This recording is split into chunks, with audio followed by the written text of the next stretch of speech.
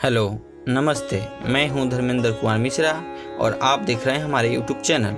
आज हम आपको श्री महालक्ष्मी व्रत कथा को सुनाएंगे, तो चलिए शुरू करते हैं। लक्ष्मी हिंदू धर्म की एक प्रमुख देवी है। वह भगवान विष्णु की पत्नी है और धन संपदा, शांति और समृद्धि की देवी मानी जाती है। दीपावली के त्यौहार में उनकी गणेश सहित पूजा की जाती है। गायत्री की कृपा से मिलने वाले वरदानों में एक लक्ष्मी भी है, जिस पर यह अनुग्रह उभरता है। वह दरिद्र, दुर्बल, कृपण, असंतुष्ट एवं पिछड़ेपन से ग्रसित नहीं रहता।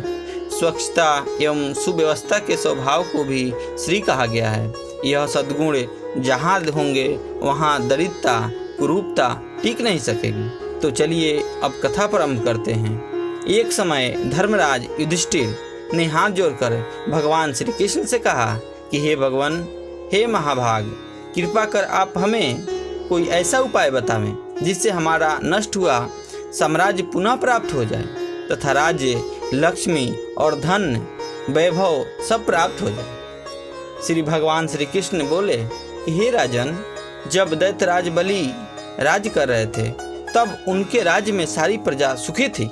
मेरा भी वह प्रिय भक्त था। एक बार बलि ने 100 अश्वमेध यज्ञ करने की प्रतिज्ञा की।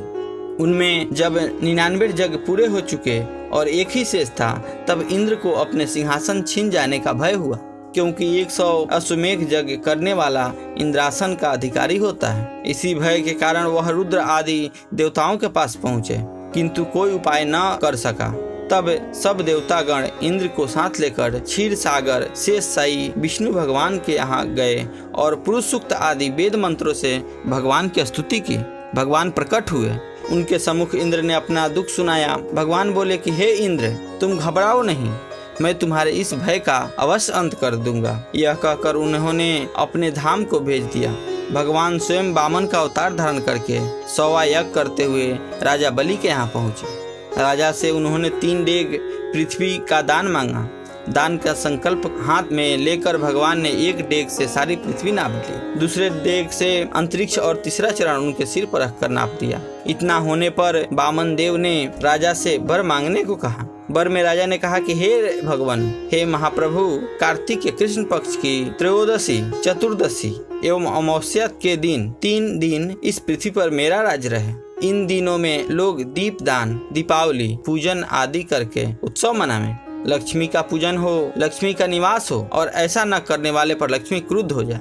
इस प्रकार वर मांगने पर विष्णु भगवान ने कहा कि हे राजन, यह वर हमने तुमको दिया। इस दिन लक्ष्मी पूजन, दीपावली करने वाले के घर में लक्ष्मी का निवास होगा और अंत में मेरे धाम को प्राप्त होगा। यह कहकर भगवान ने राजा बलि को पाताल लोक का राज्य देकर पाताल लोक में भेज दिया और इंद्र का भय दूर किया। तभी से महालक्ष्मी पूजा, दीपावली आदि का उत्सव मनाया जाता है, जिसके फलस्वरूप मनाने वाले के घर में भी कभी लक्ष्मी का अभाव नहीं होता। भगवान श्री कृष्ण जी बोले कि हे राजन, एक और कथा है, उसे भी सुनिए। मणिपुर नामक नगर में एक राजा राज करता था, जिसकी धर्म पत्नी पतिव्रता एवं धर्मपरायण थी। एक दिन उसकी पत्नी अपनी छत पर स्नान करने के निमित्त अपने गले के सुंदर बेशकीमती 9 लखा हार को उतार कर वहां स्नान करने लगी।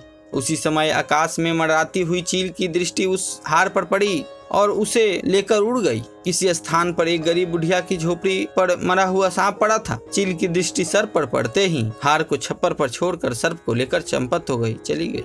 रानी यह देखकर उदास हो महल में चली गई। थोड़ी ही देर बाद राजा के आने पर उसने हार का वृत्तांत राजा को बताया। राजा ने उसे विश्वास दिलाया कि हार अवश्य मिल जाएगा, वह अवश्य ढूंढ लेंगे। यह कहकर राजा अपनी सभा में पहुँचे। सारे नगर में ढिढोरा पिटवाया दिया कि जो रानी का हार ला कर देगा वह मनचाहा वरदान पाएगा। ढिढोरा पीट गया। दूसरे दिन एक वृद्धा हार लेकर राजा के पास पहुंची और राजा को वह हार दे दिया। राजा ने वरदान मांगने के लिए कहा कि हे माता जी, आप वरदान मांगिए। उसने इनाम में यह वर मांगा कि आज से 8वें दिन महालक्ष्मी की पूजन एवं दीपावली है। उस दिन नगर भर में कोई भी दीपावली और महालक्ष्मी का पूजा न करें, केवल यह सब मैं ही करूंगी।